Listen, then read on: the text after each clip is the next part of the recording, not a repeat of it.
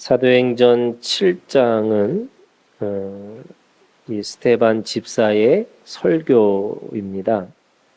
그래서 지난번에 첫 번째로 1절부터 16절까지 하나님이 아브라함에게 마음의 할례를 통해서 우리에게 진실과 공의와 정의의 심장을 허락해 주셨다라고 하는 말씀이었습니다.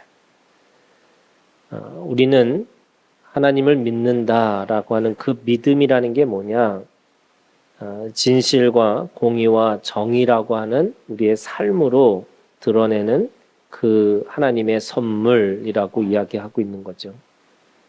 오늘 두 번째 스데반 집사는 이 17절부터 43절까지 하나님이 모세를 보내서 어떻게 이스라엘에게 구원을 하셨는지를 보여주는 그 역사를 설명하고 있습니다.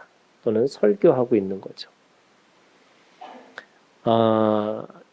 스데반 집사가 이 하나님이 이 역사 속에 들어오셔서 하나님의 역사를 어떻게 이끄시느냐라고 한다면 분명한 하나의 원리가 있는데 반드시 하나님의 사람을 통해서 일을 하신다라는 겁니다. 하나님은 하나님의 일을 하실 때 천사를 보내서 일을 하시죠. 그런데 그 천사를 통해서 일을 하시는 것도 결국에는 사람을 통해서 사람을 회복시키는 걸 통해서 모든 만물과 모든 하나님의 우주를 그렇게 다시 다스리는 자로 되돌려져서 하나님의 온전한 그 창조의 사건을 또 올바르게 운행하시기를 원하고 계시다는 겁니다. 그래서 자연도 아니고요, 천사도 아니고요, 또 마귀도 아니고요, 오직 하나님의 관심은 사람에게 있습니다. 그 사람을 통해서 하나님의 일들을 어떻게 감당하느냐에 따라서 그것이 영리가 순리가 되고 순리가 영리가 되는 이 세상에서 그 온전한 진리를 추구하고자 또는 진리를 통해서 그 공의와 정의를 세우기를 원하고 계시는 거죠.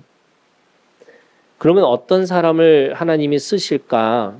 오늘 이 모세를 어떻게 쓰셨는지를 우리에게 말씀하고 있습니다.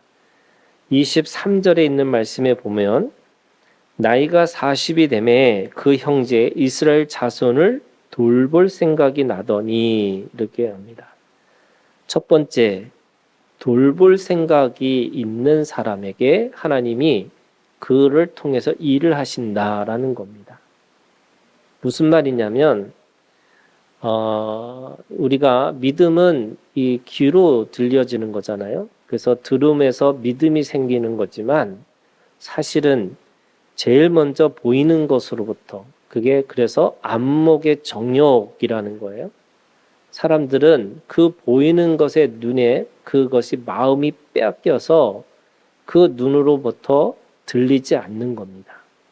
그래서 엄밀히 따지면 귀가 열리는 것도 중요하지만요, 이 눈이 열려야 되는 건데 그 눈이라고 하는 게 뭐냐면 지금 모세는 그 사람들의 가지고 있는 그 억압과 그들이 가지고 있는 박해와 그들이 가지고 있는 수고와 슬픔에 대해서 보고 있었다는 거예요. 그래서 그들을 향한 안타까움에 긍휼의 마음이 있었다는 겁니다. 아브라함에게 하나님께서 그 육체의 할례를 통해서 진실과 공의와 정의라고 하는 그 하나님의 마음의 선물을 주셨다고 하는 것은 사람들을 바라보는 마음이 어떤 마음이어야 되냐면 긍휼과 공의와 정의의 마음을 가지고 보고 있어야 된다는 거예요. 그게 제일 먼저가 뭐냐면요, 긍휼의 마음이에요. 우리가 서로를 향해서 긍휼의 마음이 없으면 어느 순간에 이게 어떻게 보면 잔인한 공동체가 되고 무자비한 공동체가 되고 그 안에서 악의 다툼이 생길 수밖에 없는 거죠. 어떤 공동체든 똑같은 겁니다. 하나님이 우리에게 가정이라는 그 공동체를 주셨는데 여러분 그 가정에서 가장 중요한 하나님이 주신 마음이 뭐냐면 긍휼의 마음이 있으셔야 돼요. 그래서 그 긍휼의 마음을 가지고 있는 사람을 하나님은 그를 통해서 일을 하기 시작하신다는 거예요. 그런데 긍휼의 마음이 없으면 다시 말해서 돌볼 생각이 없으면 그 사람에게 어떤 것도 사명을 주시지 않는다는 거예요. 그래서 사명이라는 건 뭐냐? 여러분 오늘 이 모세에게 주신 마음이 뭐냐면 갑자기 돌볼 생각이 들었다는 거예요. 여러분 모세는 40년 동안 이 바로의 공주의 아들이라고 하는 칭함을 받고 살았던 사람이에요. 뭐가 부럽겠어요? 뭐가 자신에게 부족한 게 있었겠어요? 그런데 어느 순간에 23절에 이렇게 얘기하는 겁니다. 나이가 40이 되면 그 형제 이스라엘 자손을 돌볼 생각이 나더니 이렇게 생각하는 거예요. 여러분 누군가에게 긍휼의 마음이 생겼다는 말은 내가 하나님으로부터 사명을 받았다는 뜻이에요. 그래서 그 사명을 가진 사람 그랬더니 34절에 두 번째 하나님의 사람에게 주신 겁니다. 34절에 뭐라 그러냐면 내 백성이 애굽에서 괴로움을 받음을 내가 확실히 보고 탄식하는 소리를 듣고 그들을 구원하려고 내려왔노니 이제 내가 너를 애굽으로 보내리라. 보내심을 받은 사람이라는 거예요. 그래서 인생이 치이고 이쪽에서 치여서 이렇게 갈 수밖에 없고 이렇게 갈 수밖에 없는 사람들이 볼 때는 그게 갈지자로 살아가는 것처럼 보이지만 오늘 우리가 하나님 앞에 돌볼 생각이 있는 사람에게는 어떤 것이 있냐면요. 스스로 그 보내지는 그 공간으로 자기가 그렇게 들어가는 역사가 일어난다는 거예요. 그 자리로 그렇게 자기가 책임을 지고 들어가게 돼 있다는 거예요.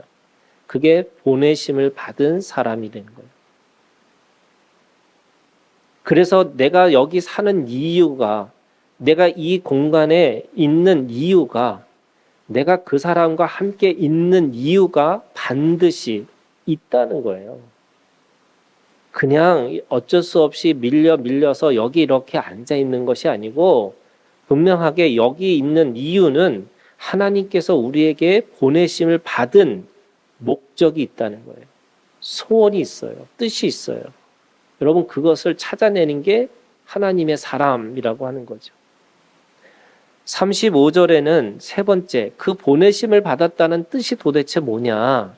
그 보내심을 받은 사람에게 주시는 두 가지 오늘 이 모세에게 주신 것이 있는데 35절에 뭐라고 말씀하시냐면 끝에 천사의 손으로 관리와 속량하는 자로서 보내셨으니 이렇게 됐어요.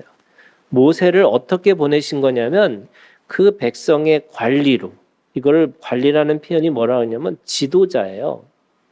여러분 지도자라는 말이 무슨 뜻이냐면 섬기는 자란 뜻이에요. 성경은 우리에게 섬기는 자가 먼저 된 자고요. 먼저 된 자가 큰 자라고 얘기하시는 거고요. 그 큰 자가 뭐냐면 그 생명을 품고 있는 사람이에요. 그래서 섬기는 자가 돼요. 그 관리와 뭐라고 그래요? 속량하는 자.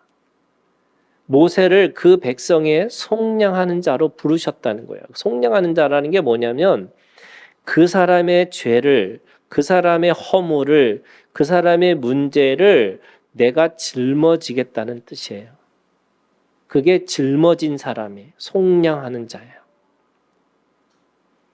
그래서 오늘 우리가 하나님 앞에 여러분 우리가 그냥 운명처럼 또는 그것이 그냥 팔자처럼 살아가는 인생처럼 살아가는 게 아니고 어떤 관계든 어떤 모임이든 어떤 공동체든 어떤 가정이든 하나님이 그 사람에게 그것을 담당하라고 주신 거죠. 뭐 하라고 그러냐면 섬기고 그것을 내가 짊어지고 살아가라 이렇게 얘기합니다.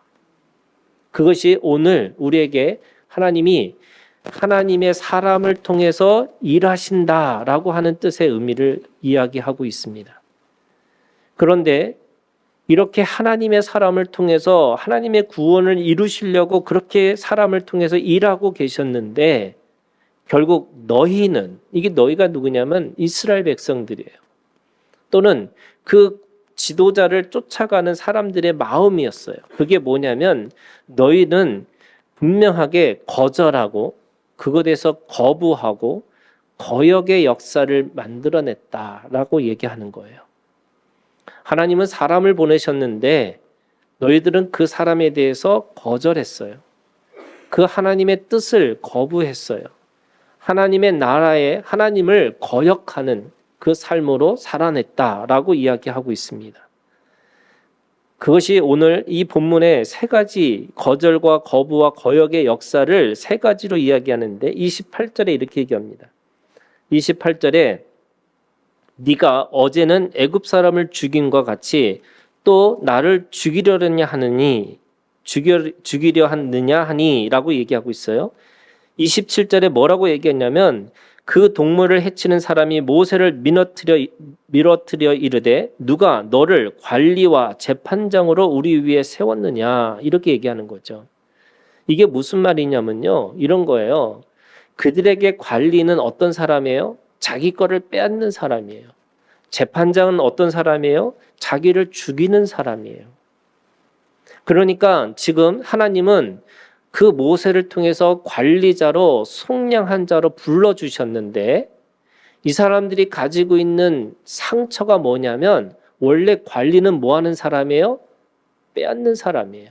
재판장은 어떤 사람이에요? 자기를 죽이려고 하는 사람이에요. 그러니까 그 상처 때문에 누가 너를 관리로, 누가 너를 재판장으로 세웠느냐? 너는 나를 죽이려고 하는 자다. 이렇게 이야기하고 있는 거예요. 여러분, 오늘 우리가 똑같아요. 하나님 앞에 교회에 대한 상처가 많으니까 사람들이 교회를 멀리하는 게 당연하다고 생각하는 시대가 됐어요. 또 죄송합니다. 목사가 하도 이상한 짓들을 많이 하니까 목사라는 말 자체가 뭔가 신뢰를 주는 말이 아니고 저 사람이 또 나를 어떻게 헤쳐먹을까 뭐 이렇게 또 나를 저렇게 어떻게 끌어먹을 수 있을까 이런 생각하는 사람이 아닐까라고 하는 그 상처 때문에 그 위에 관리자와 그의 재판장으로 세워주지 않는다라고 이야기하고 있는 거예요. 그러니까 빼앗는 자와 죽이는 자로 생각하는 그 상처 때문에 예수님조차도 왕으로 오신 예수님, 제사장으로 오신 예수님, 선지자로 오신 예수님을 왕으로 거부하고 제사장으로 거절하고 선지자로 거역하는 그 역사를 내가서 그렇게 썼다라고 이야기를 하고 있는 겁니다. 두 번째 35절에 두 번째 거절이 있었어요. 35절에 뭐라고 말하고 있냐면 그들의 말이 누가 너를 관리와 재판장으로 세웠느냐 하며 거절하던 그 모세 이렇게 얘기합니다. 그 거절하던 그 모세, 다시 말해서 그 모세가 너의 진정한 관리자고 너희를 속량하는 자의 새로운 지도자로 불러주셨다고 말씀하고 있는 거예요. 그 관리자는 뺏는 자가 아니고 너의 생명, 너의 재산을 더해주는, 다시 말해서 그 관리자는 너희를 섬김으로 인해서 너희를 부욕케 하고 풍성케 하는 자였고 속량하는 자, 살리는 자로 오셨다라고 말씀하고 있어요. 그래서 우리가 가지고 있는 믿음이라는 건 이런 거예요, 여러분. 아무리 배신과 배반의 삶을 살았다 할지라도 여러분, 우리가 하나님 앞에서 산다는 건 무슨 뜻이냐면 누구든지 신뢰하고 존중하고 사랑하고 이해하는 것으로부터 시작하는 거다. 우리가 사람을 믿지 않으면요, 여러분, 하나님의 역사를 믿을 수가 없어요. 사람을 신뢰하는 것으로부터 가지 않으면 절대로 사람을 우리가 사랑할 수 있는, 이해할 수 있는 자리까지 갈 수가 없어요. 저희들끼리, 죄송합니다, 목사들끼리 서로 모여갖고 무슨 얘기하냐면 절대로 집사, 권사, 장로 믿지 마라. 우리 업계에서 얘기하는 거예요. 근데 저도 잘 알고 있어요. 여러분들끼리 서로 얘기하잖아요. 믿을 목사 없다고. 예. 이게 어떻게 보면 기적이죠. 어떻게 이런 기적을 통해서 어떻게 교회를 만들고 어떻게 생명관계를 하고 어떻게 생명공동체를 만든다고 이야기를 해요. 사람들은 그래요. 정말 좋은 교회 다니고 싶다고. 그런데 여러분 정말 좋은 교회를 다니려면 먼저 신뢰하는 것부터 시작해야 되는 거예요. 먼저 사랑하는 것으로부터 시작해야 되는 거잖아요. 그런데 먼저 신뢰를 하려고 할 때마다 뭐라고 그래요? 네가 신뢰할 만한 걸 보여주라는 거예요. 신뢰할 수 있는 것 뭔가를 생각해 보라는 거예요. 그래서 여전히 뭐예요? 의심의 눈초리를 보여주니까 여러분 사람은 영적인 동물이에요. 서로 신뢰하지 못한다는 것을 어떻게 알아요? 감으로 알아요. 느낌으로 알아요. 그러다 보니까 서로 신뢰하지 않는 걸로 그냥 적당하게 서로가 관계하고 있는 거예요. 그럴 때마다 뭔가 하나님의 나라를 위해서 뭔가 하자 할 때마다 여러분 그거 할 수 있겠어요? 공격하는데 누가 공격하시나 보다. 하나님 나라의 전쟁을 하고 있는 상황에서 내가 뭔가 그 하나님의 나라를 위해서 저 고지를 내가 점령하고 그 고지를 통해서 하나님의 나라의 그 진지를 구축해야 됩니다라고 하면은 누가 다 목숨 걸고 거기 가야 되는데 여러분 갈 수 있겠어요? 오늘 하나님의 사람들이 하나님의 일들을 감당할 때마다 뭐 하느냐면 진짠가 가짠가 이거 따지고 시작하는 거예요. 물론 여러분 다 믿으라는 게 아니에요. 거기에 하나님의 뜻이 있는지 거기에 긍휼과 공의와 정의가 있는지를 보라는 거예요. 그렇지만 여러분 그것이 다른 것이 아니라면 여러분 그 속에서 우리가 서로 신뢰하고 살아가는 거예요. 세 번째 39절에 있어요. 여러분 39절에 우리 조상들이 모세에게 복종하지 아니하고자 하여 거절하며 그 마음이 도리어 애굽으로 행하여. 말씀도 참 그죠? 복종하지 아니하고자 하여. 무슨 말이냐면 아주 복종을 안 하려고 노력한다는 거예요. 그냥 복종하지 않는다는 게 아니고 그냥 거절했다는 게 아니고 내가 복종하지 말아야지 이거 열심히 노력해가지고 거절해갖고 어디를 해요? 도리어 애굽으로 행했다. 근데 그 애굽으로 행한다는 말이 도대체 뭐냐? 그게 40절부터 설명하고 있는 거예요. 무슨 말이냐면 우상이에요.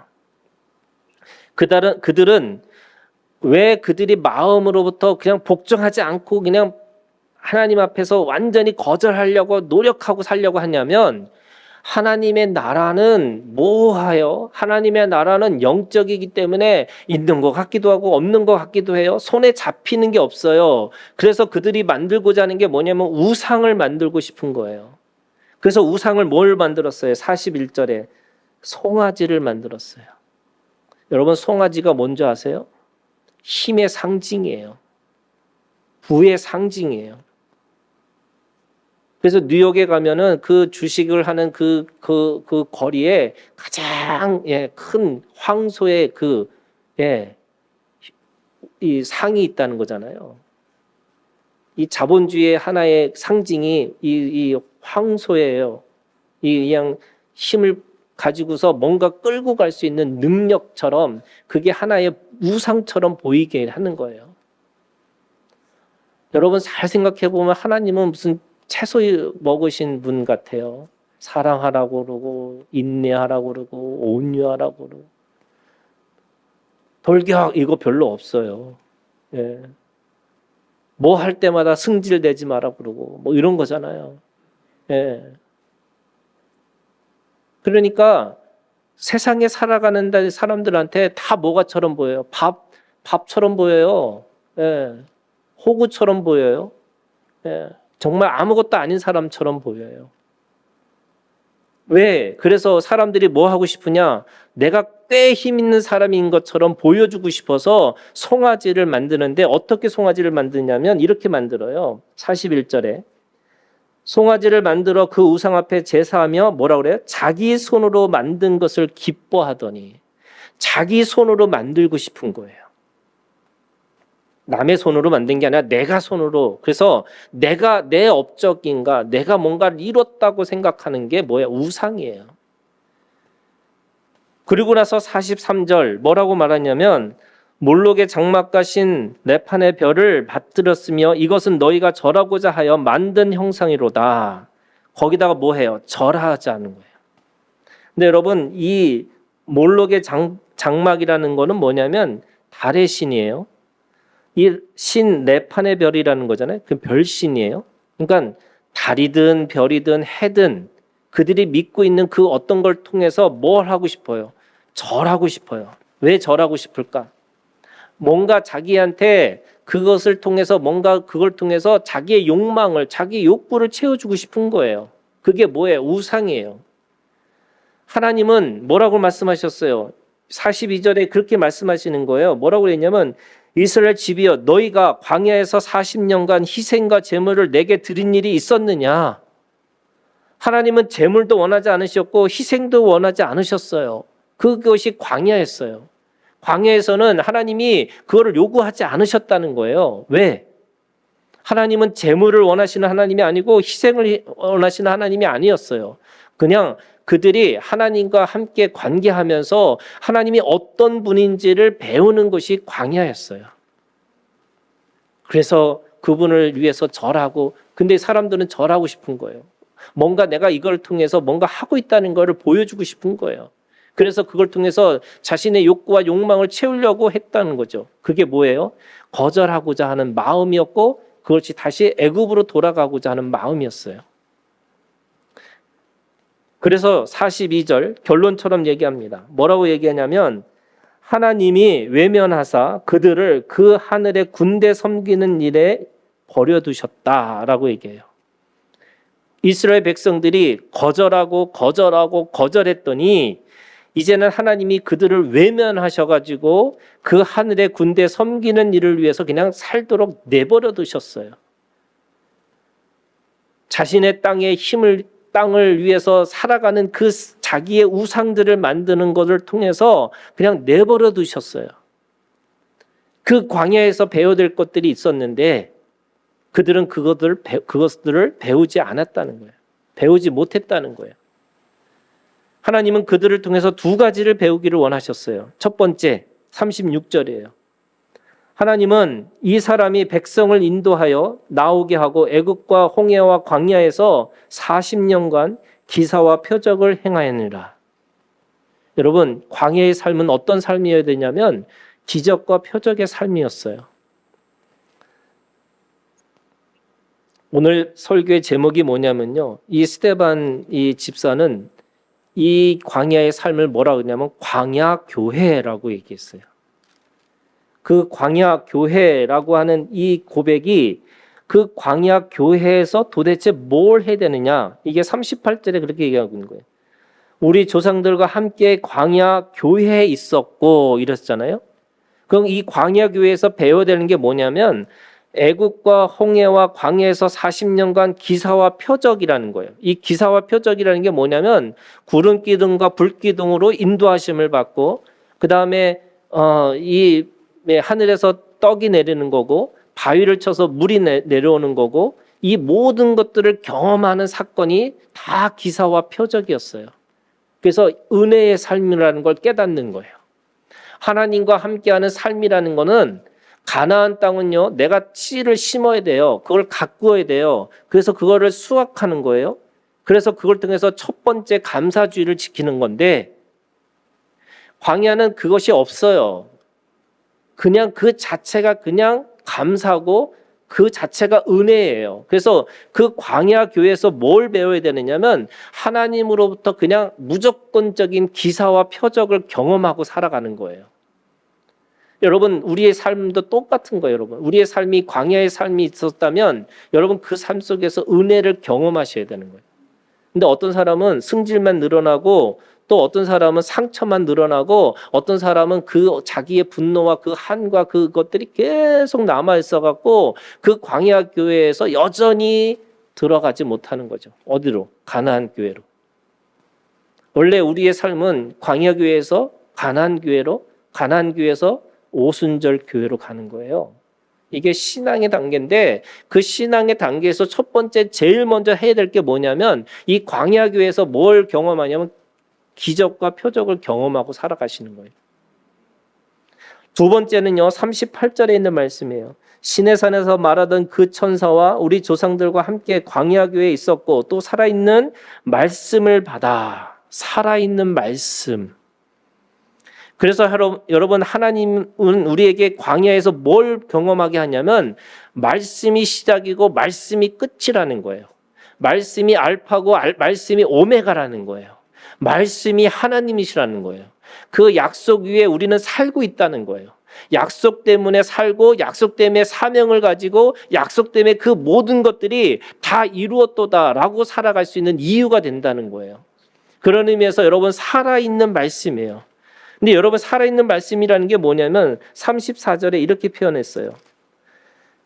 내 백성이 애굽에서 괴로움을 받음을 내가 확실히 보고 그 탄식하는 소리를 듣고 그들을 구원하려고 내려왔으니. 하나님이 뭐 하셨냐면요, 보고 듣고 내려오셨어요. 여러분 이게 뭐냐면 살아있는 말씀이에요. 하나님은 우리에게 그냥 위에서 우아하게 계시는 하나님이 아니라 하나님은 내려보시고 그들의 그 울부짖음을 듣고 그 울부짖음 때문에 내려오셨다는 거예요. 그게 살아있는 말씀이에요. 여러분 오늘 우리가 하나님 앞에 산다는 건 뭐냐? 이 살아있는 말씀으로 살아내시는 것을 경험해 보셔야 돼요. 어디에서? 광야교회에서. 이 광야라고 하는 아무것도 기댈 것이 없고 동서남북 어떤 것도 나를 보호할 수 있는 어떤 것도 없는 순간에 여러분 이 살아있는 말씀을 경험하고 사셔야 되는 거예요. 여러분 그 살아있는 말씀이 뭐예요? 하나님의 약속이고요. 하나님의 사랑이고요. 하나님의 실천이에요. 하나님이 나를 위해서 일하고 계시다는 걸 직접적으로 경험하는 거예요. 여러분 교회라는 말은 마태복음 16장에 예수님이 말씀하셨어요. 내 교회라고. 그런데 그 내 교회라고 하는 것이 언제 실질적으로 나타난 거냐? 오순절 다락방에서 나타났어요. 그런데 그 오순절 다락방의 첫 번째 교회가 아니고 이 스데반 집사는 광야에서 이미 하나님의 교회가 시작됐다는 거예요. 그게 광야교회라고 한 거예요. 그래서 그 광야교회에서 경험하는 게 두 가지라고 그랬죠. 기사와 표적을 경험하고 살아있는 말씀을 경험하는 거예요. 그래서 뭘 경험하느냐? 아, 하나님의 말씀으로만 우리가 살 수 있는 거구나. 다른 것으로 우리가 살 수 있는 게 아니구나. 사람들이 우리가 교회라고 하는 게 믿음의 공동체인데 이 믿음의 공동체라는 게 뭘로 시작하는 거냐? 말씀으로 시작한다는 거예요. 그래서 그 말씀의 삶으로 살아야 되는데 사람들은 뭘 바라보고 있어요? 애굽 생활을 바라보고 있어요. 여러분 애굽 생활은 일을 해야지만 먹고 입고 마시는 거예요. 내가 발로 물된 동산처럼 내가 발을 물레방아를 돌려야지만 물이 올라올 수 있는 그것이 발로 물된 동산이에요. 내가 뿌려두고 경작하고 내가 뭔가 쌓아둬야지만 내가 안심하고 살아갈 수 있는 내가 미래를 내가 그것에 대해서 안심하고 살 수 있는 게 뭐냐면 내가 뭔가 뿌렸는지 내가 뭔가 경작했는지 내가 지금 모은 것이 있는지 그래야지만 안심할 수 있는 생활이 애굽 생활이에요. 근데 여러분 광야에서는 하늘에서 내려와요. 만나예요. 바위를 쳐서 물이 나와요. 메추라기가 떨어져서 고기가 돼요. 구름 기둥과 불 기둥으로 더울 때 우리를 구름으로 인도하셔서 그늘을 만들어 주시고 추울 때 그 광야에서 사막 같은 그 온도가 내려가는 속에서 불기둥으로 우리를 따뜻하게 하시는 거예요. 그리고 매일 하나님의 말씀으로 우리를 인도하는 삶이죠. 그 광야교회에서 반드시 그래서 통과되어야 될 것이 뭐냐? 아, 말씀이 시작이고 말씀이 끝이라는 것을 경험하게 하는 거죠. 그 사건이 여러분 오늘 우리가 읽은 민수기 20장 7절에서 12절에 있는 말씀이에요. 여러분 이 20장 7절에서 12절에 있는 말씀에 이 사건을 무리바의 사건이라고 얘기합니다.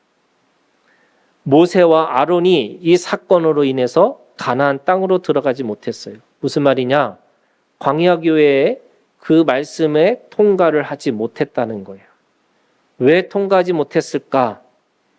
오늘 그것에 대해서 설명하고 있는 것이 오늘 이 말씀이에요. 여러분, 민수기 20장 7절부터 12절까지 이 무리바의 사건은 하나님의 말씀이 오늘 이 광야에서 이 모든 것을 통과할 수 있는 통과점이라고 얘기하는 거예요. 이게 무슨 말이냐면 여러분, 우리의 신앙의 단계에서 말씀을 경험하는 사건이 있으셔야 돼요. 우리가 말씀 가지고 한번 겨뤄보시고 그 말씀 때문에 씨름해봐서 그 말씀 때문에 통과해봐야 되는 거예요. 제가 이번 여행하면서 이게 하나님 앞에 저한테 주신 말씀이 뭐냐면요. 이 돌파였어요. 하나님이 우리 가운데 돌파해야 될 것들이 있는 거예요. 이 브레이크루라고 해서 뭔가를 깨서 부셔서 통과해야 되는 것들이 있는데 이 광야교회에서 해야 될 것이 뭐냐면 말씀이 다구라는 걸 깨달아지라는 거예요. 여러분, 이 무리바 사건은요, 이 광야에서 두 번을 경험해요. 첫 번째 사건이 출애굽기 17장 6절에 있는 말씀이에요. 그리고 두 번째 사건이 민수기 20장 8절에 있는 말씀이에요. 자, 우리 한번 찾아볼까요? 출애굽기 17장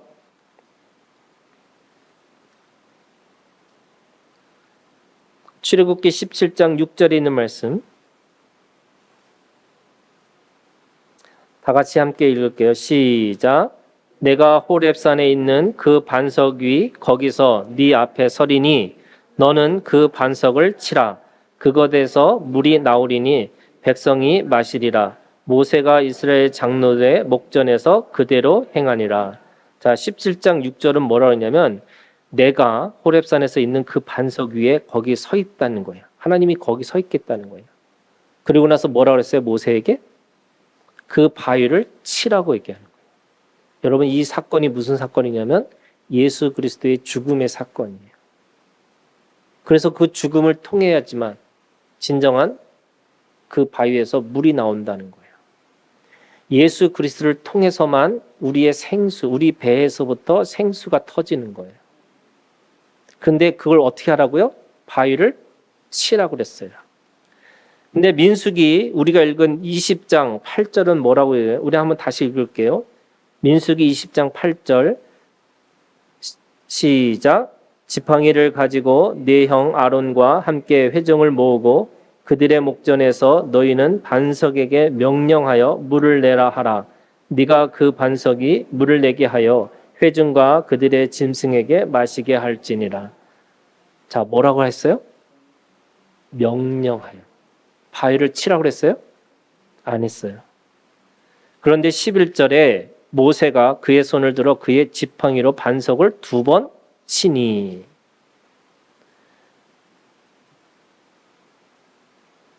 말씀으로만 명령해서 그 바위가 물이 나오게끔 하는 능력이 광야교회의 마지막 이 통과점이에요.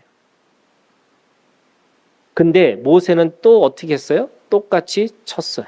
처음처럼. 그러니까 무슨 말이냐면 첫 번째 사건은 예수 그리스도의 죽음을 통해서 이미 우리 가운데 그 십자가의 죽음을 우리가 그걸 통과해야 된다면 우리도 죽고 우리도 예수 그리스도와 함께 부활해야 되는 건데 여러분 이미 우리가 부활한 우리는 뭘로만 사는 거냐? 말씀으로 산다는 거예요. 그래서 그 바위를 칠 필요가 없어요. 그냥 명령하면 되는 거예요. 이 광야교회에 사람들이 왜 우상과 왜 그 사람들이 거절하고 살 수밖에 없었을까라고 생각해 보면 엄밀히 따지면 그들에게 뭐가 있냐면 말씀이 다라는 걸 모르는 거예요. 그래서 말씀을 가지고 뭔가를 해야 된다고 생각하는 거예요. 뭐예요? 바위를 치려고 하는 거예요. 이미 하나님이 그 말씀을 통해서 이루셨는데 그 말씀을 선포하고 살기만 하면 되는 건데 여전히 그 사람들에게 뭐가 있어야 되냐면 내가 뭔가 해야 된다고 생각하는 거예요. 여러분, 오늘 이 광야교회 신앙이 있어요? 여러분, 자기 희생과 자기 헌신 위에 세워지는 공동체, 하나님이 우리 가운데 하나님의 헌신과 하나님의 희생 가운데 우리를 세우셨다고 말씀하셨어요. 그래서 오늘 우리가 하나님의 살아있는 말씀 속에서 살아가는 공동체여야 되는 거죠. 그런 의미에서 여러분, 예수 그리스도의 교회는 오늘 말씀에 복종하고 말씀에 순종하는 공동체, 거절하는, 거역하고 거부하는 우리의 인생이 아니라 하나님의 말씀을 받고 복종하고, 그래서 그 받은 그 말씀을 따라 오늘도 내가 그 말씀대로 살아가는, 순종하는 그런 삶으로 살아가는 오늘 우리가 되기를 주님의 이름으로 축원합니다. 기도하겠습니다.